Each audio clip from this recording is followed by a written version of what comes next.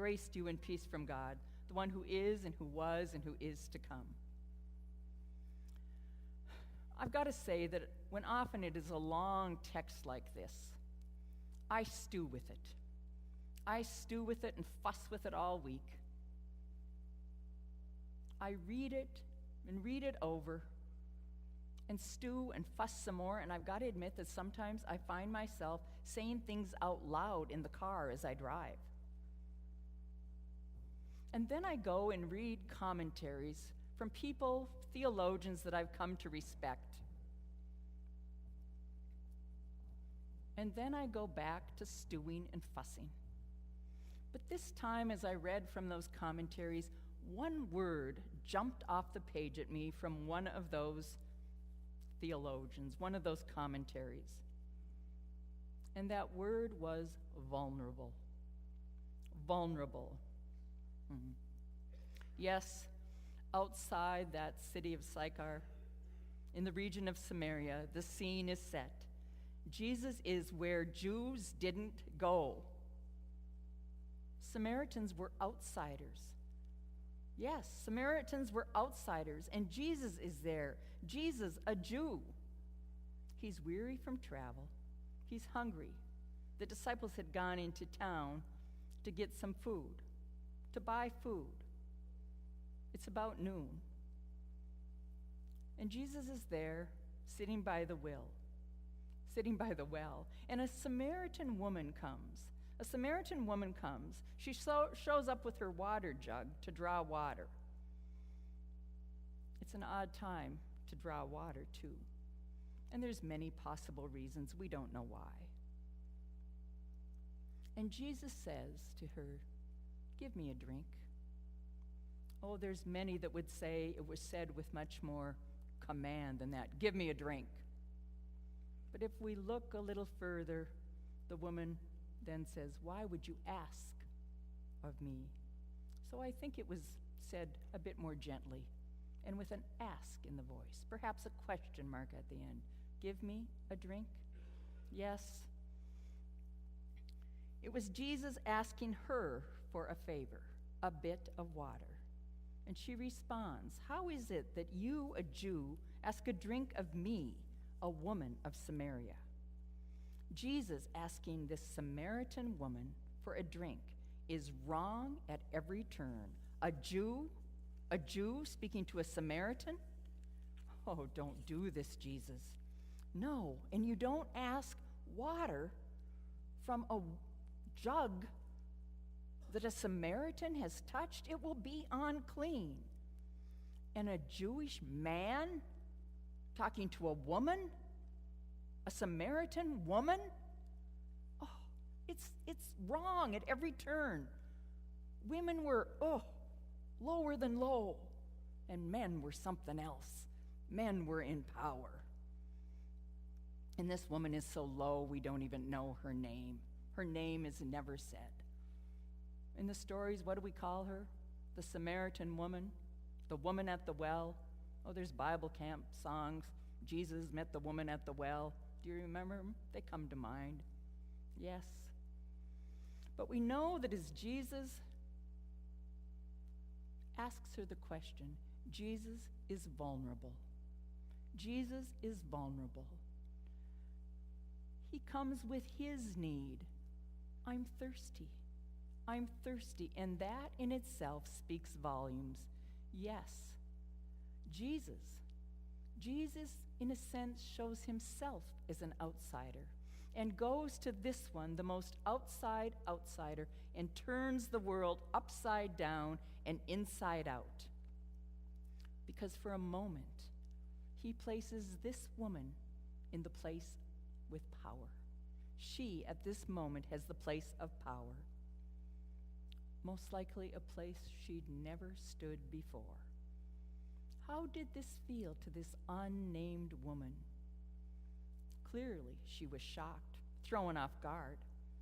And yet she doesn't just take it at face value.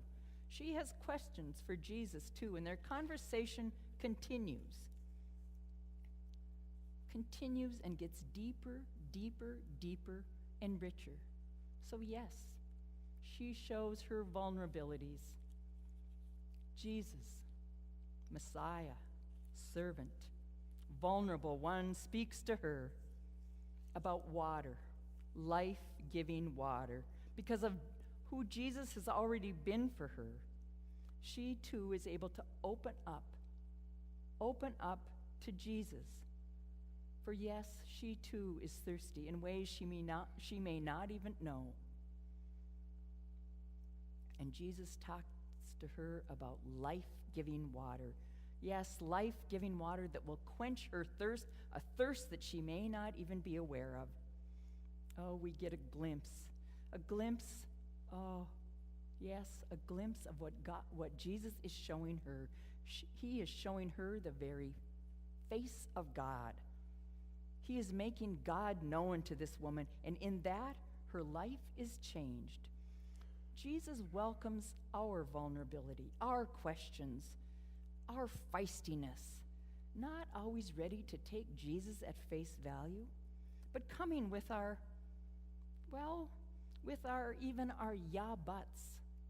yeah buts. And Jesus fills us with life-giving water that frees us to move forward into life as new beings. As Jesus and the woman talk, their relationship deepens. Jesus knows of her past, whatever that painful past was all about.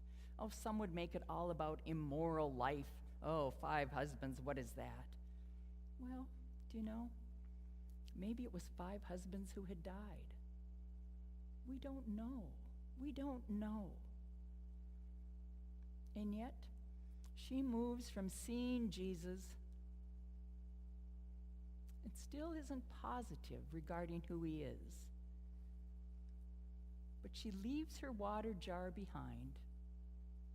Some would say that's about leaving her past behind, or leaving her pain behind. We don't know for sure. And goes to tell others in the town, come and see this one. Come and see this one who's told me about my life. He is something else. A prophet? The Messiah? Oh yes, Jesus breaks rules all the time. He breaks through barriers of gender, ethnicity, insiders, outsiders. He breaks the rules. Yes, Jesus, the most profound outsider this world has ever known. Yes, he reaches out to the most outsiders and draws them in. Jesus lived his ministry as a vulnerable lover to outsiders. It was a threat. It was a threat to the whole system, such a threat that they had to kill him. But God would not have it. And through the power of the cross and the resurrection, ministry continues. Pastor Jake, yes, you are called to a ministry of breaking boundaries, of breaking through barriers. And it will take gutsiness. It will take gutsiness. It will take vulnerability. God calls all of us, each of us, anew every day, day in and day out, to be there for each other.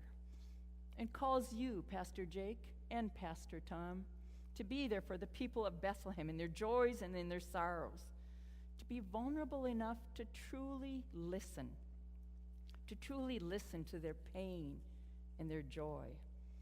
You know well there are people sitting out there, yes, even today, hurting deeply, feeling outside at every turn, feeling outside when a relationship has been central to who they are and it is no more, or feeling as outsiders when health has taken a turn, a bad turn that they have not been prepared for, or there was no way to prepare for.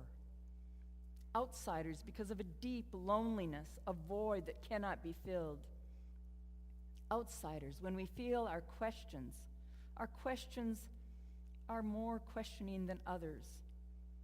And we wonder, where is God in all this? And the pain is so real. And so too the promises that are spoken by you, our pastors, spoken in love when we are blessed to be vulnerable enough to hold a hand as pastors, to hold another's hand, to shed a tear with someone, to speak a word of love. And Pastor Tom and Pastor Jake, you are called to minister through the proclamation of the word, through the absolution of sins.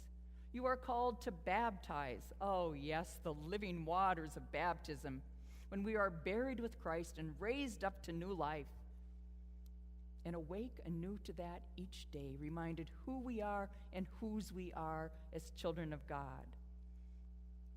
You're called to proclaim the word from this pulpit, but also proclaim the word out there in every way possible. And you are called to proclamation as you stand at that altar and say the words and welcome you to the table where forgiveness of sins is proclaimed as you take in the very body and blood of Christ. And then you empower all of you to leave your water jars behind. Leave your water jars behind, whatever those water jars symbolize, and go out there and tell the good news. Tell the good news. Oh, it can be scary. It can be scary, but you're free to do it. Yes, Pastor Jake, Pastor Tom, help us to know, day in and day out, that Jesus is the one who knows what it is to be an outsider in more ways than any of us can imagine. And Jesus is the one who yet tears down walls, breaks through barriers, and takes all the risks to turn the world upside down and inside out and claim us as precious insiders now and for all eternity. Amen and amen. Let it be so. Amen.